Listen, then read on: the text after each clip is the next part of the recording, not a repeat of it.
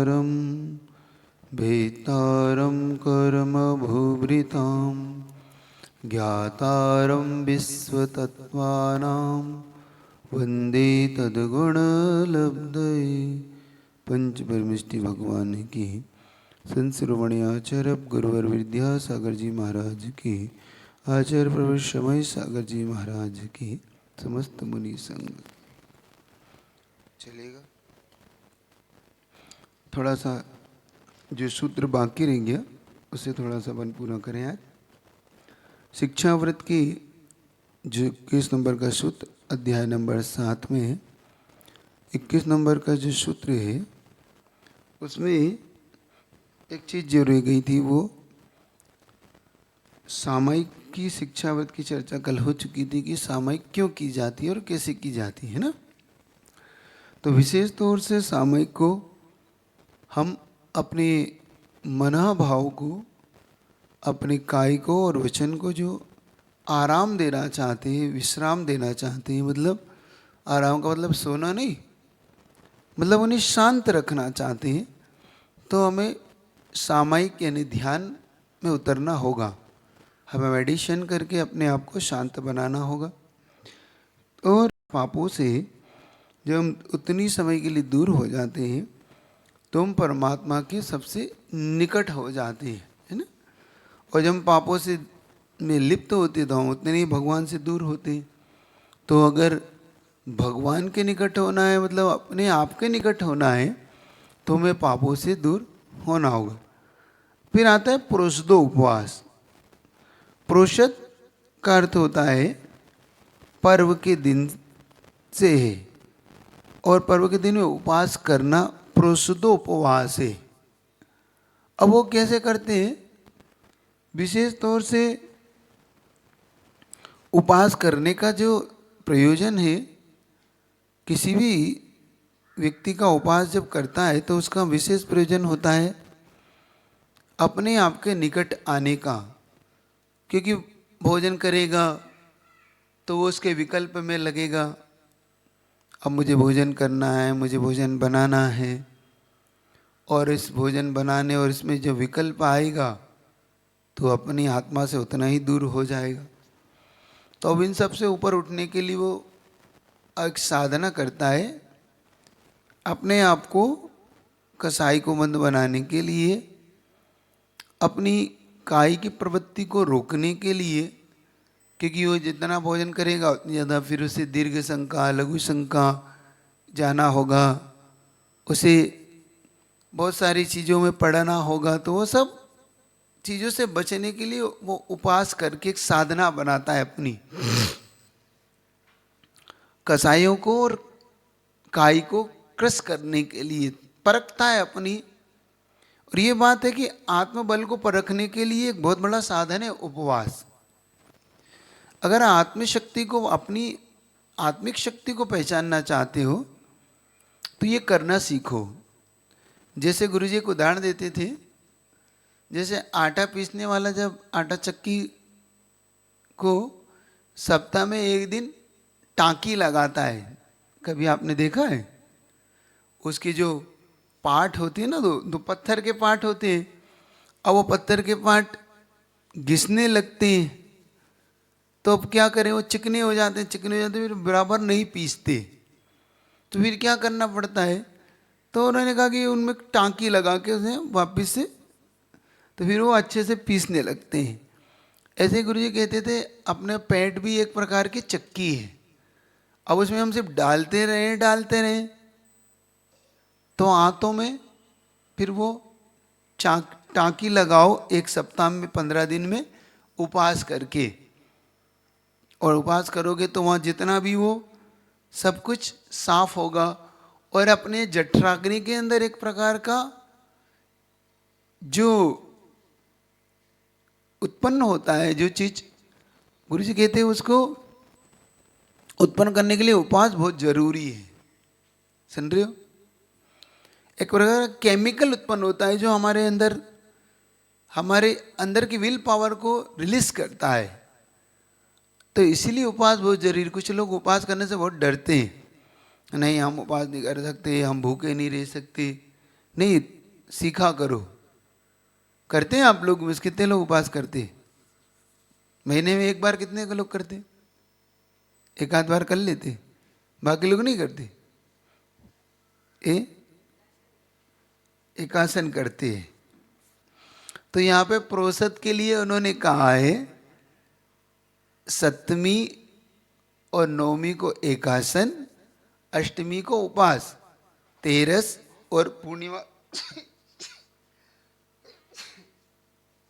अमावस्या को एकासन और चौदस को उपवास। मतलब 2 एकासन एक उपवास को उत्कृष्ट उत्प्रोष्ठ उपवास। फिर मध्यम में दोनों एक सिर्फ उपवास करता है, अष्टमी चौदस को एकासन नहीं करता, और जगन्य में तीनों एकासन करता है, वो ऐसा कर लेता है। तो मध्यम, उत्कृष्ट और जगन्य पुरुषत्व होता है। तो इस प्रकार से वो कर लेता है। तो पर्व के दिन में विशेष तौर से, चूंकि मुनि शिक्षा व्रत है तो मुनि बनने की शिक्षा आपको लेना है, तो ये विशेष। अब वो एक वैज्ञानिक दृष्टि से और हम अपने शारीरिक दृष्टिकोण से भी ये उपवास बहुत अच्छा माना जाता है। आयुर्वेद भी इसको स्वीकार करता है कि महीने में या 15 दिन में एक उपवास तो होना ही चाहिए। इसी कारण से अपने यहाँ पर चौदस और अष्टमी को हरिवरे का त्याग विशेष तौर से करते हैं। उसके पीछे का एक बहुत बड़ा लॉजिक ये है कि हमारे शरीर में 70 से 80% जल तत्व होता है, और हमारे यहाँ पे जब आपने देखा होगा कि समुद्र में ज्वार भाटा आता है, जब ज्वार भाटा आता है तो ज्वार के अंदर पानी का स्तर बढ़ता है और भाटा के अंदर पानी का स्तर घटता है। तो इसको मैनेज करने के लिए अपने शरीर में भी ऐसे ही पानी का तत्व जब बढ़ने लगता है, जल तत्व, तो उसको मैनेज करने के लिए देखो हरि का त्याग होता है, क्योंकि हरि में सबसे ज्यादा जल तत्व होता है। हमारा जो धर्म है वो अपने आप में एक वैज्ञानिक धर्म है। हम कोई यूं ही हरि का त्याग नहीं करते। कोई जैनी लोग नमक का त्याग, हरि का त्याग, इन चीजों का जो रसी का त्याग है, एक प्रकार से वो अपने आप को संयमित बनाने के साथ साथ हमारे जो शरीर में जो तत्व है उसको मैनेज करता है, उसकी पूर्ति करता है। तो ये अष्टमी चौदस को जो हरि त्याग की जाती है वो एक प्रकार से हमारे शरीर में जो जल तत्व है उसको बैलेंस करने के लिए किया जाता है। तो ये बैलेंस अपने आप में बहुत बढ़िया है। तो कभी कभी अष्टमी चौदस को ऐसे त्याग भी किया करो, ठीक है। हरि का त्याग सोमवार को त्याग करता है कोई, कभी हरि को कर लेता है, कभी चौदसवीं को, चौदस को। तो आज वैसे 14 है ना, आज है ना संयोग से। तो कितने लोग के उपवास है आज? एकासन, एकासन। चलिए, बाकी लोग कितने आसन? कोई आसन वासन है कि नहीं? तो 2 आसन कर लो, ज्यादा नहीं तो, और नहीं तो कम से कम 4 प्रकार का त्याग तो रात में तो करना ही है, अष्टमी चौदस को तो है, इतना तो कर ही सकते। तो चूंकि ये मुनि महाराज बनने की शिक्षा ले रहा है वो, और मुनि महाराज स्नान नहीं करते, मंजन नहीं करते, है ना, जैसा है भोजन में कर लेते। तो वैसे ही आप लोग को भी इस दिन उपवास के दिन स्नान व्रत के साथ किया करो कभी कभी उपवास। स्नान नहीं करना उस दिन, नहीं करना, अभिषेक भी नहीं करना, क्योंकि मुनि बनना। मुनि महाराज जो अभिषेक करते क्या भगवान का? नहीं करते। पूजन भी नहीं करते। तो पूजन नहीं, अभिषेक नहीं। उस दिन स्नान करके, जैसे एक दिन पहले से 13 के दिन वो ब्रह्मचर्य इत्यादि का पालन करता है, और अपने बिस्तर इत्यादि पे नहीं सो के चटाई पे सोता है। वो चटाई या प्लाई या जो भी उसकी ताकत वगैरह ले लेता है, उस दिन उस पर विश्राम करता है। सुबह उठता है, अपने हाथ मुंह धो लेता है और वस्त्र बदल लेता है, मंदिर आ जाता है। मंदिर आकर वो भगवान के अभिषेक देख लेता है, गंधोदक ले लेता है, और विशेष तौर से ध्यान करता है वो, और भाव पूजा कर लेता है उस दिन। क्योंकि उसे द्रव्य पूजा का, क्योंकि स्नान नहीं किया तो द्रव्य पूजा भी नहीं करता वो। तो बस उस दिन वो पूरी मुनि बनने की शिक्षा लेता है कि मुनि महाराज कैसे करते हैं। मुनि महाराज उस दिन विशेष ध्यान लगाते हैं, विशेष तौर से वो साधना करते हैं, स्वाध्याय करते हैं, प्रतिक्रमण करते हैं। तो वो प्रतिक्रमण करता है, स्वाध्याय करता है, जाप देता है, ध्यान करता है। और फिर ऐसा नहीं कि घर के कार्य में लग जाओ, घर के कार्य में भी नहीं लगना उस दिन। आपको दुकान से छुट्टी, भोजन बनाने से छुट्टी, सब छुट्टी। उस दिन कोई विशेष तौर से आप घर में अगर हो तो घर वालों को कह देता है कि भाई आज आप ये मैंने कल से ही बना के रख दिया है। और जो घर में कोई सदस्य होता है वो थोड़ा बहुत बना लेता है उस दिन, ताकि उस दिन का काम हो जाए। तो कोई सूखा बना लेता है एक दिन पहले, और बाकी का दाल चावल रोटी जो घर में कोई का सदस्य होते हैं कोई आपस में मैनेज कर लेते हैं कि भाई आज आप कर लेना, बाकी मैं कल तो कर ही लूँगी। इस प्रकार से वो घर को मैनेज करती है और अपना उपवास इत्यादि शांति से करती। पहले आपको ध्यान होगा नसिया बनती थी, नसिया जी, उसका प्रयोजन यही था कि व्यक्ति अष्टमी और चौदस को घर छोड़कर नसिया जी चला जाता था, पूरी दिन भर नसिया जी में गुजारता। रात में आपने सुदर्शन चरित्र पढ़ा होगा कि सुदर्शन शमशान भूमि में जाते थे और वहीं पर नग्न होकर मुनि की मुद्रा धारण करके पूरी रात भर साधना करते थे। तो ऐसे लोग नसिया जी जाते हैं, पुरुष वर्ग इत्यादि, और अपने वस्त्र इत्यादि का त्याग करके पूरी रात मुनि की मुद्रा में रहते हैं और मुनि का ध्यान भर करके अपनी मुद्रा को कर लेते हैं। ऐसे ही तो आप लोग आरिका बनने की शिक्षा लें। महिलाएं अपने घर में या कई ऐसे कमरों में उस दिन मौन लेकर अपने शांति से सब टीवी का, मोबाइल का त्याग करके और सिर्फ उस दिन स्वाध्याय, ध्यान, सामायिक। क्योंकि आरिकाएं कैसे करती हैं, ऐसे करो, आरिकाएं भी स्नान नहीं करती। तो इस प्रकार से ये प्रोषदोपास एक प्रकार से मुनि बनने की शिक्षा देता है। अब यहाँ पर आ रहा है भोग परिभोग परिमाण। भोग किसे कहते हैं? जो एक बार भोगने में आए उसे भोग कहते हैं। उपभोग जो बार बार हमारे भोगने में आए, जैसे कि इत्र है, भोजन है, माला है ना, और आपकी जो कुछ भी क्रीम पाउडर, ये भोग की सामग्रियां हैं क्योंकि एक बार उपयोग में आती है। और उपभोग में जैसे बिस्तर है, वस्त्र है, आभूषण है, गाड़ी है, घर है, ये हमारे उपभोग की सामग्री हैं। तो इनमें प्रमाण कर लेना चाहिए पाप से बचने के लिए, क्योंकि अब पूरी इतनी संसार में इतनी सारी चीज़ें, उन सब का हमें कोई प्रयोजन तो है नहीं, तो हम क्यों इतना सारा पाप हमारे लिए लगाएं। तो इनका परिमाण करना, भोग परिमाण, भोग परिमाण। अब आता था अतिथि संविभाग। अतिथि संविभाग का मतलब अतिथि होता कौन है? जिसकी ना आने की तिथि न जिसकी दाने की तिथि, ऐसा होता था अतिथि, यानी मुनि महाराज। इन महाव्रतियों की संविवाह करना मतलब उनका पड़गान, उनकी नवदा भक्ति करके आर इत्यादि देना। तो संयम की विराधना न करते हुए जो गमन करता है, आने जाने में ध्यान रखता है, महाव्रतों का पालन करता है, ऐसा व्यक्ति अतिथि होता है। ऐसे मुनि महाराज के लिए आहार, औषधि, उपकरण इत्यादि, वस्तिका इत्यादि का दान देना, ये अतिथि संविभाग है। मतलब ऐसे मुनि महाराजों को लेके विशेष तौर से जो दान इत्यादि किया जाता है आपके द्वारा, वो पहले बता चुका हूँ, ये आपके धन इत्यादि को पवित्र बनाता है, आपके घर को मंदिर बना देता है। आपके घर में आने पर, इनके चरण पड़ने पर ये विशेष तौर से आपके पापों को दूर करने के लिए होते हैं। ठीक है? तो ऐसे अतिथियों का संविभाग करना, उन्हें कब करना? तो जब मुनि महाराज का आहार का समय हो, कितनी बजे होता है, तो वो अब नहीं हो महाराज तो भाव ना भाव। जैसे उस समय जैसे 9 बज, 9:30, 10 बज गई, अब महाराज हमारे नगर में नहीं है, तो भावना भाव कि वो मुनि महाराज हमारे लिए मिले।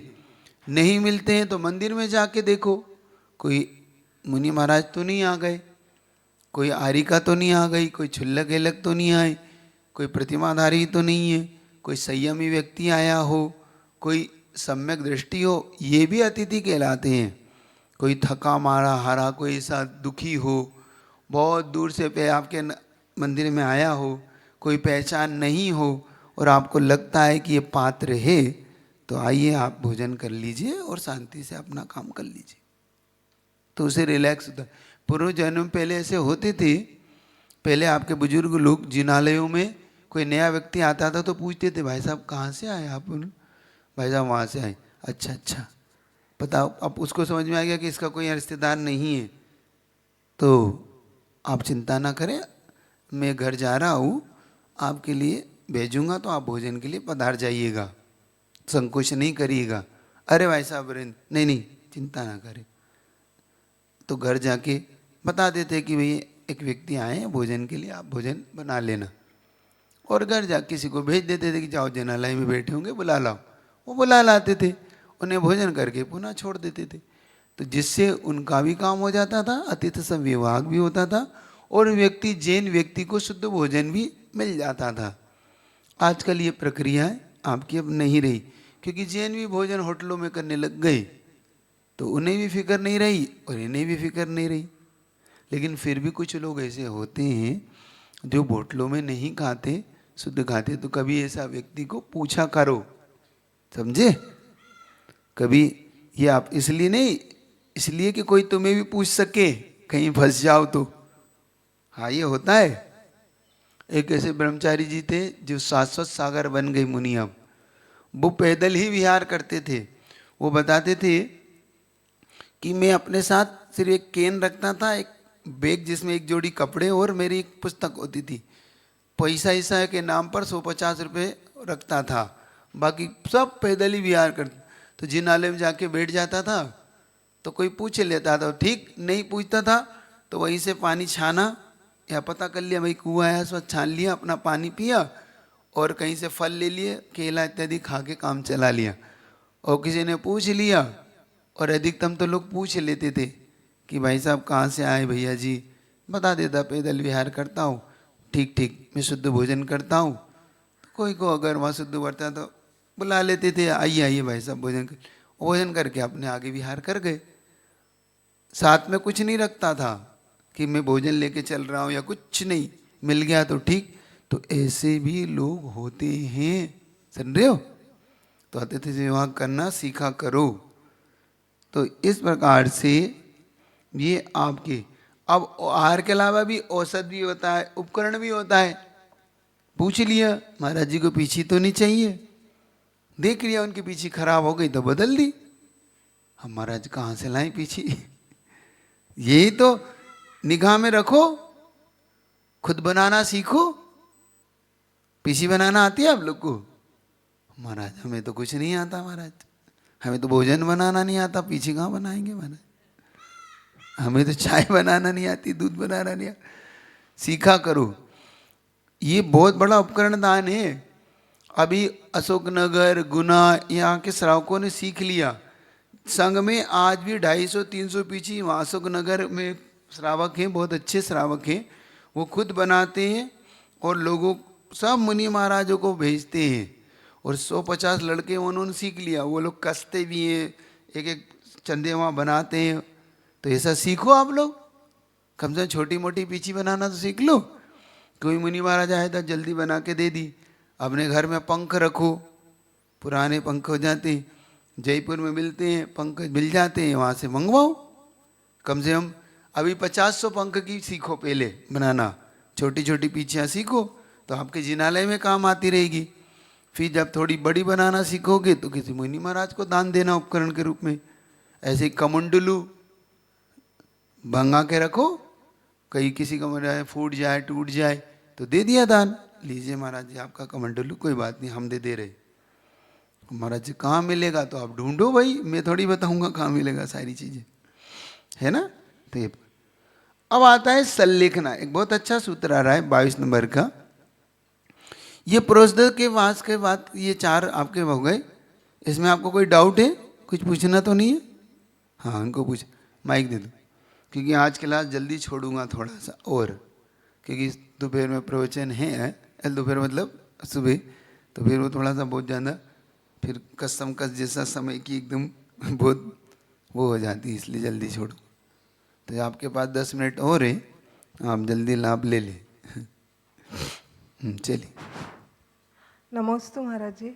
महाराज जी, जब उपवास लेते हैं तो शाम को तो चारों प्रकार के आहार का त्याग करके लेते हैं, लेकिन सुबह जब अशुद्धि से आते हैं तो मुंह धोकर मंदिर जा सकते क्या, दातुन करके? उपवास वाले दिन? हाँ उपवास वाले दिन? हाँ। नहीं नहीं, उपवास वाले दिन नहीं करिए। उसका एक सबसे अच्छा बता रहा हूँ, आप जब शाम को करते हैं तो शाम को ही मंजन कर लें आप। जैसे आप उपवास शाम को ग्रहण करना है आपको। और ये भी याद रखें, कुछ लोग क्या करते हैं, जैसे उनको मान लो दूध पानी लेना है अभी, कुछ लोग करते हैं ना 7 बजे तक 8 बजे तक लेते रहते हैं, फिर 8 बजे के बाद फिर मंजन करने के बाद, तो आप पहले साथ जो लेना पहले ले लें, तो उसके बाद मंजन कर लें फिर त्याग करें। कुछ लोग क्या करते हैं, 6 बजे महाराज जी हमें उपवास करना है, कायस्वर कर लिया। अब कायस्वर करने के बाद आप कुछ नहीं खा सकते पी सकते, तो कायस्वर करने से पहले ही जो लेना आप ले लें। कायस्वर कर लिया तो वहाँ आप कुछ नहीं करना, फिर दूसरे दिन कुछ ना, तीसरे दिन आप जब आपका उपवास खुलेगा, खुलने वाली पाड़ने वाला दिन, तो उस दिन आप मंजन करके फिर मंजनालय चले जाएं। नहीं, लेने की इच्छा नहीं, लेकिन अशुद्धि से आए तो मन नहीं करता तो दातुन कर सकते हैं क्या?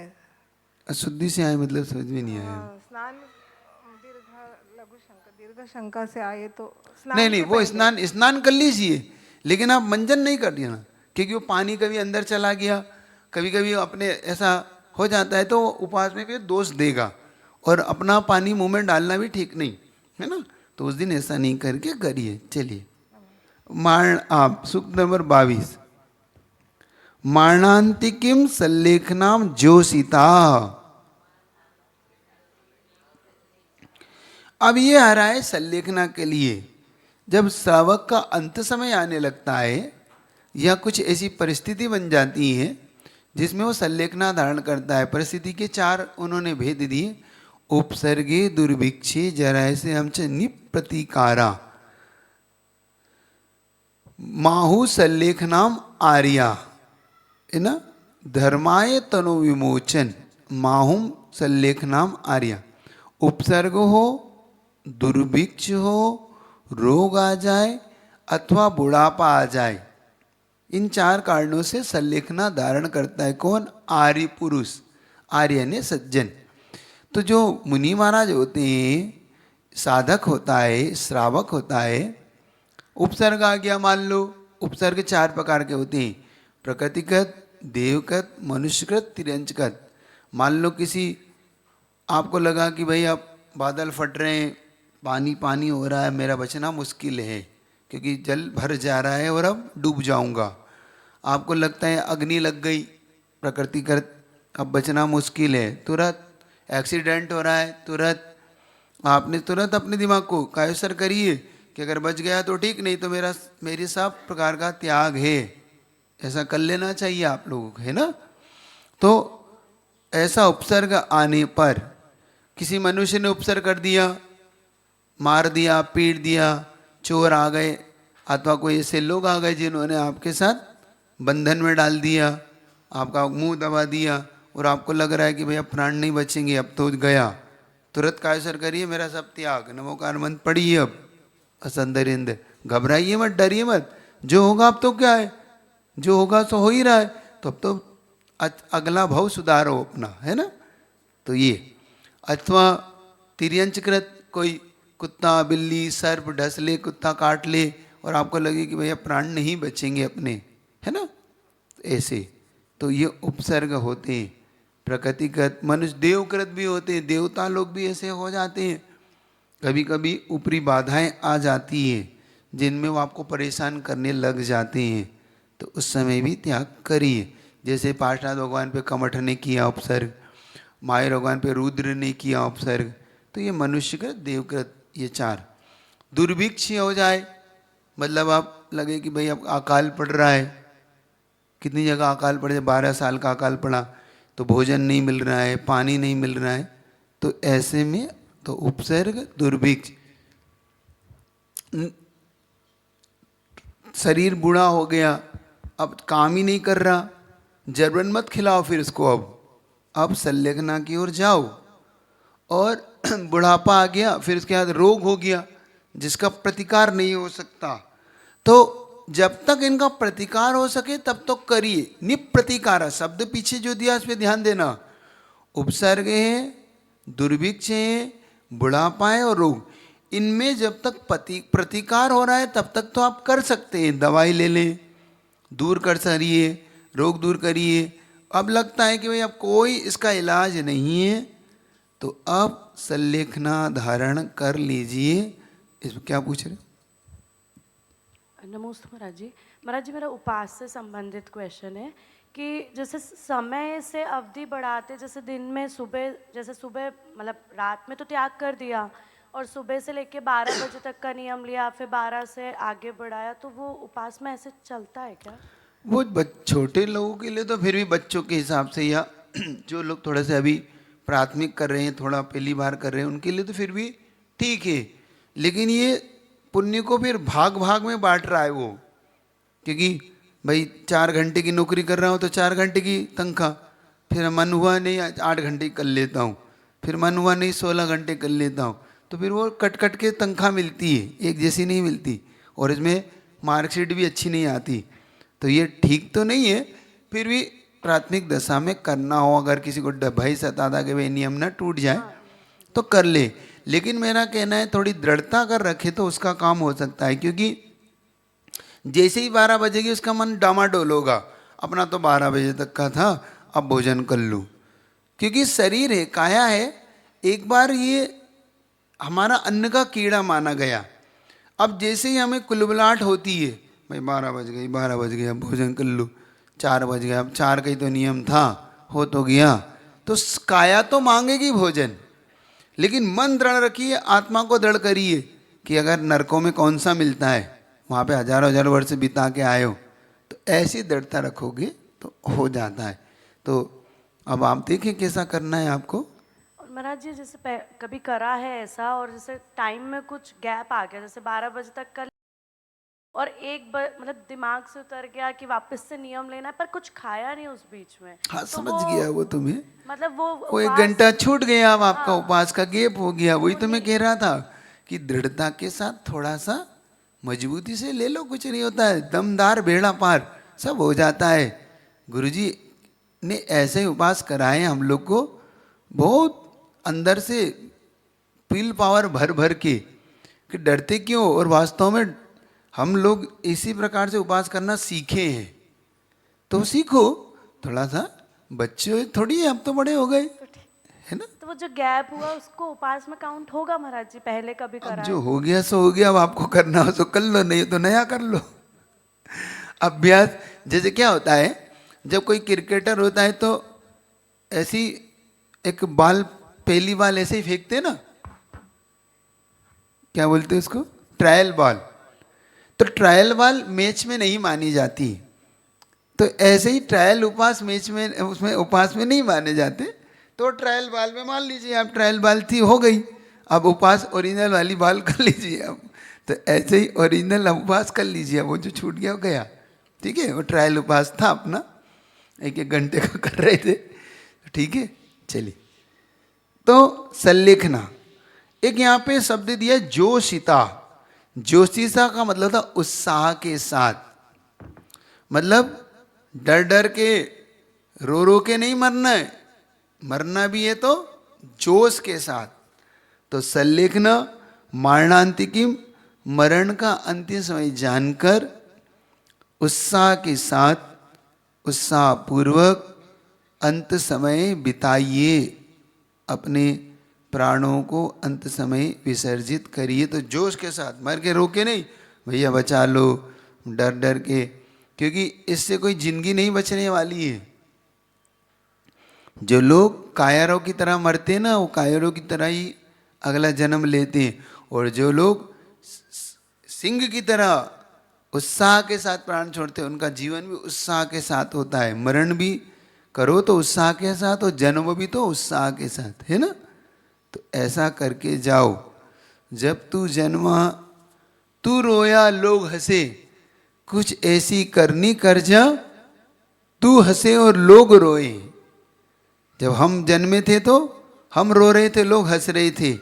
अब जा रहे हो इस संसार से तो कुछ ऐसा करके जाओ कि लोग रोएं और तुम हंसो, हंसते हंसते जाओ और लोग रोएं कि कौन चला गया हमारे बीच में से, देखो कैसा व्यक्ति था। ठीक है, तो उसके साथ तो ये सब ध्यान रखना। तो बहुत अच्छे से अपने आप को उत्साह के साथ मरण भी करिए। अब आगे का सूत्र जो आ रहा है बहुत अच्छा आ रहा है। वो जो हमारे विशेष तौर से सम्यक दृष्टन में जो दोष लग जाते हैं, हमारी आस्था कमजोर बन जाती है, वो मजबूत कैसे बनाना, तो उसके कुछ अतिचार यहाँ पे दे रहे हैं।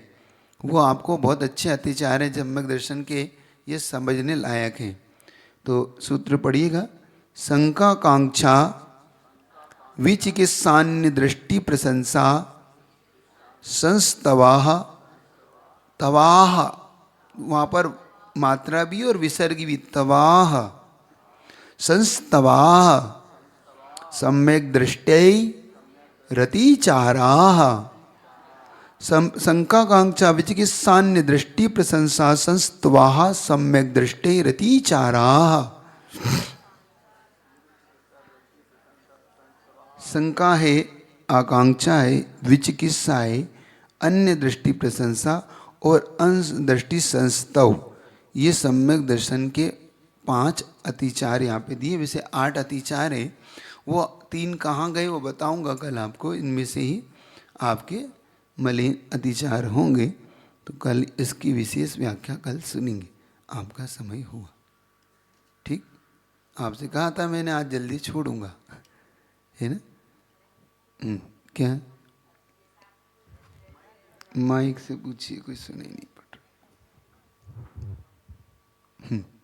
नमस्ते महाराज जी, जैसे आपने अभी बताया त्रंच द्वारा उपसर्ग के बारे में, तो एक व्रती श्रावक है और उसका मतलब एक दिन रोज ही मतलब उसके प्रतिमाधारी हैं वो, और अष्टमी के दिन उनका उपास है, और वो सारे दिन मंदिर में महाराज जी के पास रह के प्रवचन वगैरह स्वाध्याय वगैरह कर रहे हैं। परंतु जब शाम को घर जा रहे हैं और पीछे से एक बैल ने उनको मारा और गिरा दिया और वो वहीं स्पॉट पे ख़त्म हो गए, या मतलब ऐसे बेहोश ऐसे टाइप के हो गए। तो उस टाइम महाराज जी उनकी स्थिति क्या होती होगी?